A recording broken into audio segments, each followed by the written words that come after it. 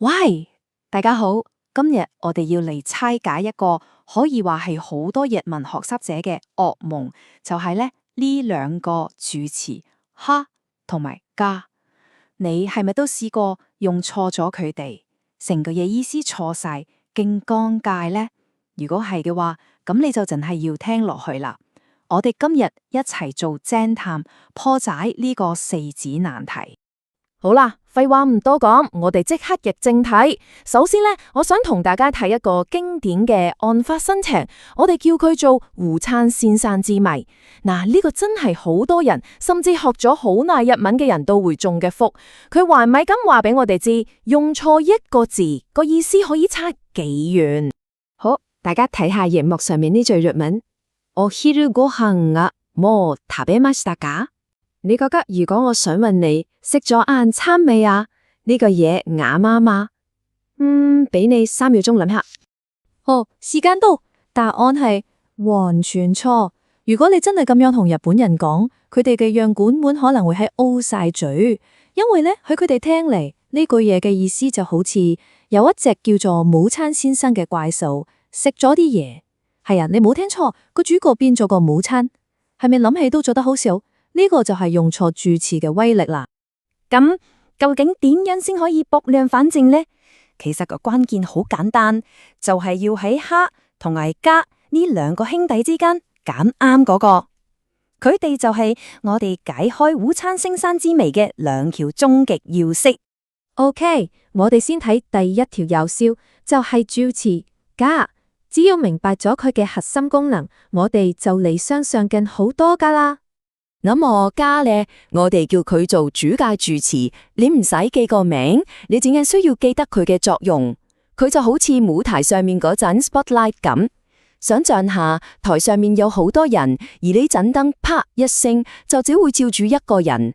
佢嘅作用就係咁，喺好多選擇入面揀出唯一嗰個主角，然後大聲話俾全世界知，喂，就係佢啦。佢強調嘅係一種唯一性，係揀帥嘅感覺。我哋睇個例子，譬如呢句 Lady JJ が私の日本の先生です。呢度用咗が，個潛台詞就係可能現場有好多位老師，有 A 老師、B 老師、C 老師，而你用 spotlight 照住 Lady JJ， 好肯定咁指住佢話，就係佢 Lady JJ 先係我嘅日文老師。其他人唔係，呢種就係夾揀主角嘅為理。OK，spotlight 加，我哋明啦。咁我哋睇埋另一位主角助詞哈，你會發現佢嘅性格同加係完全相反嘅。係，我哋叫佢做標題助詞，你都可以唔使理佢名。如果話加係 spotlight， 咁哈就好似一個主持人，佢會行出嚟清一清喉嚨，然後同大家講。好啦，各位觀眾，我哋今日要興嘅 topic 係佢嘅工作就係 set a topic， 引入一個話題，跟住落嚟講嘅所有嘢都係圍繞住呢個話題。我哋用翻頭先嗰個例子，但係將加換做哈。Lady JA 話私の日本語の先生です。你 feel 唔 feel 到個語氣唔同晒？呢度用哈就完全冇嗰種係一堆人入面揀佢出嚟嘅感覺。反而係好輕鬆咁講，講起 Lady JJ 呢，佢係我嘅日文老師啊，純粹係將 Lady JJ 當成一個話題去介紹，成件事係描述性嘅，而唔係指定性嘅。OK， 講到下度，相信大家對佢哋兩個都有個基本概念。咁而家就係時候嚟一場終極對決，將佢哋擺埋一齊，睇下喺實戰入面個分別究竟有幾大。大家可以睇到呢個總結就係我哋頭先講嘅精華。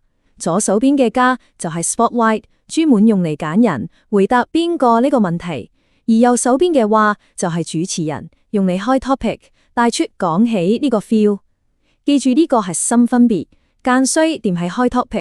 好，我哋嚟個情境題，想象下你係一個 party， 人山人海，突然有人大叫，喂，邊個係兔子啊？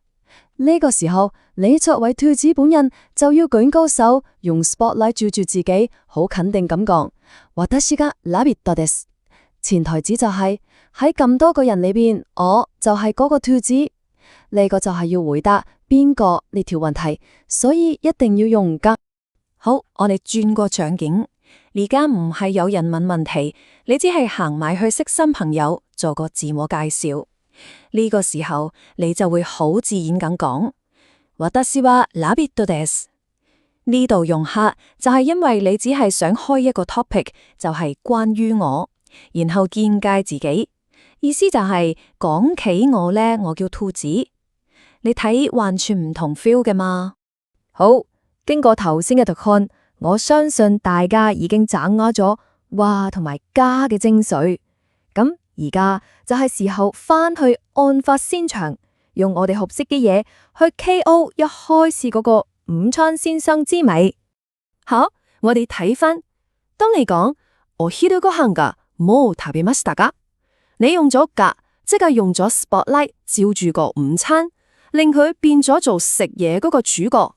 咁咪變咗午餐先生食咗嘢未啊？梗係錯啦。其實我哋想問嘅只係想開個 topic，就係關於午餐，然後問你食咗未啊？所以要用主持人話，正確嘅講法就係お昼ご飯はもう食べましたか？係咪即刻通晒呢？謎題還未解開。好，我知道頭先講咗好多嘢，有啲複雜，唔緊要。而家我將所有嘢濃縮成日句終極新法，等你帶住憑身，以後就唔會再用錯。大家記住呢兩句就得啦。加就係用嚟揀特定一個，而哈就係用嚟講成個話題。下次你唔知用邊個好，就喺口裏面問自己：我而家係想揀稅定係想開 topic？